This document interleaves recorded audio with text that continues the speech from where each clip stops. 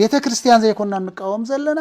ንሕና ንቃወም ዘለና እቶም መሓደርቲ እቶም መፍቲ ቤተ ክርስቲያን ኣቶም ነታ ቤተ ክርስቲያንና መዝመዙ ሒዞምዋ ዝወድቁ ዘለው ሰባት ኢና ንማንታ ዝወለዳ እንተይ ተረፈ ሓደ ሽሕ ብቆልዓ ማለት እዩ ካብ ሓንቲ ሰበይትዮም ተወሊዶም ቶም ማንታ ግን 2000 ክፈል ትበሃል እንተሎ ከመይ ዘይስምዖ መቃብር ከይቅበር 40-50 30 ታዝና ኣሰት ገዚኡ 7000 ገዚኡ ኣፍታ መሬቱ ኣፍታ ዓዱ ተቀበር እንትበሃል እንተሎ ዘይስምዖ ከመይ ክንደይ ዓመት ዝተምሃሩ ሊቃውንቲ ተደርብዮም እንትሳቀዩ እንተለው ውልቀ ሰባት ግን 180,000 ደሞዝ 170,000 ደሞዝ እንትቅበሉ እንተለው እዚ እናረአየ ሱኽ ክብል ኣይኽእልን ቅዱስ ሚካኤል ካቴድራል ጅብሩኽ ኣብ እንዳ መድሃኒ ዓለም ኣፍታ ከባቢና ንሪኦም ማለት እዩ ዘለው ተምሃሮ ፋሲካ ብማይ ዝተፈትፈተ ጨው እኳ ዘይብሉ በሊዖም ይውዕሉ ውልቀ ሰባት ግን በዓል ቀሺ ገብረ ስላሴ በዓል ኣቡነ ኢሳያስ ተመው ዘለው በዓል መጋቤ ምስጢር ዝበሃል ብመሰረት ተመው ዘለው ገዛእቲ ደርቢ ግን ደሞዞም 180,000 እዩ 170,000 እዩ 150,000 ወርሓዊ ደሞዝ እዚን ካፍታ ሃገረ ስብከት ጥራይ ዝወስድዎ እዩ መጋቤ አይላፍ ዝብሉ ወላ ሓደ ተኣምራት ታደሰ ዝበሃል ሰብኣይ እንኳን አይላፍ ክምግብ ካፍቲን ደቁ እኳ بسنة سرعة زي مجب سبعي عند جبريل 40 شحي وسد هذا هاجر سلكات 130 شمون 180 كلتن قرشي وسد بص ابونا إسحاقياس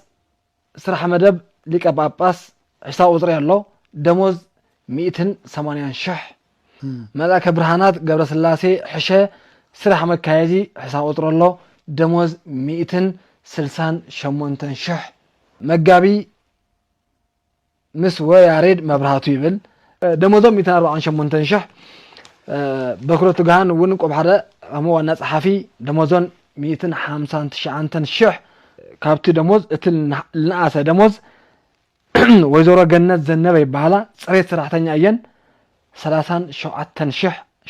ملاك برهان أصبها برها نبرت كفل اليوم دموزهم 105 شح لقيت جهان إسحاقياس أبرها مزجبيت دموزهم 105 شح شوفير ونا هلا حدا شوفير دياقون يوحنس تكلاي يبهر شوفير يو 105 شح نا كاميرامان دموز دياقون زكارياس تخلاي يبهر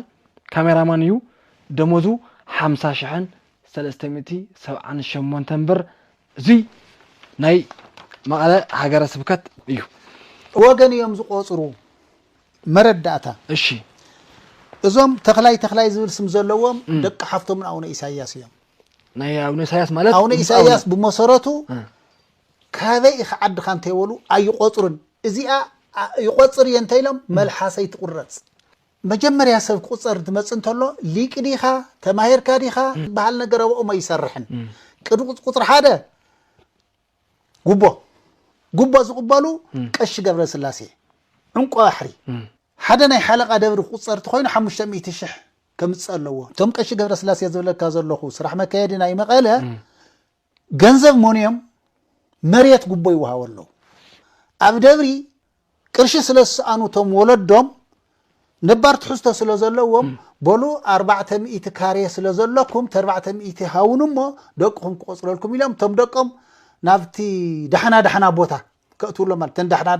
ዝብልዓ ዳخለማይ ዝባሃል ኣለዋ ቤተ ክርስቲያን ዳ ሚካኤል ጅብሩኽ ዳ ማርያም ጉግሳ ዳ መድሃኒ ዓለም ኣብዚኣቶም ክንቆጽረልኩምስ 400 ካሬ ሃውና ይብሉና አለው ጥራይ ዘይኮነስ ሂብና ይም ዝብሉ ኡይ ዝብሉ ገባራት እንየው ንምንታይ ዘይተኸሱና በፍርድ ቤት ይብሉ ምን ይኸሰም ከመገርና ታያቅመለና እዚኦም ኮ በገንዘብ ዝደለው እዮም ጠበንጃ አለው መውጎኖም ዳ ሚካኤል ጅብሩኽ ተሰብሲብና ምእመናን ተውዘል ሐለቃ ፈላሲ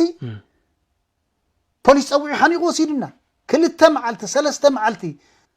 عبيت سبات الله زبهالو ناي ندرت عبيتي الله زبهالو ناي مقاله ازاونتات عبيتي دقن استين تيترفا دا ميكائيل ورحاوي بمليون 3 مليون 4 مليون يزقتو كاوت ገንዘብ من ترانسفر كم زغوره ترانسفر كم زغوره يفلطن توزل حلقات ناي دا ميكائيل ون فلاسي كندي غود غوبونيا كندي طاطا غود زلو سبيو بنصحنا ون زي مسغن بنصحنا مالت بنستوا افتوشتس سبيت تدفيره وليده ينكفلا سيلا عفون تواهيلو اب بوليس طابيا قدامي ويان خيدا طريعه تدفينو حاليفو እናንተ አይክብለ ካደልየ ሰብ ገንዘብ ይምዞም ሰብ ዚኦም አብ ጎኖምስ ናይ መንግስት አካል አለዎም ናይ መንግስት አካል ትብለካ እንተለኹ ጠንጃ ዝሓዘ ከላሽ ዝሓዘ ማለት እዩ ስለዚህ ሰብ ሃፍቲ እዮም ገዛእት ደርቢ እዮም ካብ ናይ መንግስት አካላት ውን ዝሓዝዎም ኔትወርክ አለዎም አይ መልአከ ብርሃናት በጣም ዝገርመካ በጣም ዝሕዝነካ ኣብ ሓንቲ ወርሒ ልዕሊ 400 ገለን ሽሕ ወሲዶም ኣለዉ ኣብ ወርሒ 168 ኢልና ኣለና ደሞዞም እዩ ናይ መን ይሽሙን ሓለቃ እዮም ናይ እንዳ ገብርኤል ካቴድራል እቲ መቃብር ሃርበኛታት ዘለዎ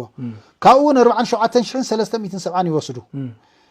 ጠቅላላ 475849 ሳንቲም ይወስዱ ማለት እዚ ምስ ምንታይ ተወሲዶም ካብ መንበረ ሰላማውን ዝወስድዎ ኣሎ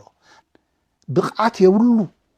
ናውዚ ኢቶይ ይበሃል ክንደይ ሓሜት ዘለዎ ሓደ ፈላስም ጸቢሎም ጳጳስ ገይረሞ ሰበይቶም ወሊደ እየ ካባይሰ ወሊዶም እዩ ረያ ነራተ አነውን ኣብ ማሕበራዊ ሚድያ ሰሪ ኻያን እንታይ ተሓተነ ለኻ ኔትወርክ ኣለዎም ቶም ሃገረ ስብከት ማ ኔትወርክ ኣብ ላዕሊ ክሳብ ታሕቲ ኔትወርክ ኣለዎም ብኔትወርክ እዮም ንኣታቶም ዝዝምራ ዩቲዩባት ኣለዋ ንኣታቶም በዓል ጽዮን ሚድያ ናታቶም እየን ተዓሰብቲ ማለት እዩ ፍርፋር ዝረኽባ ንኒ ጥበብ ይብራህ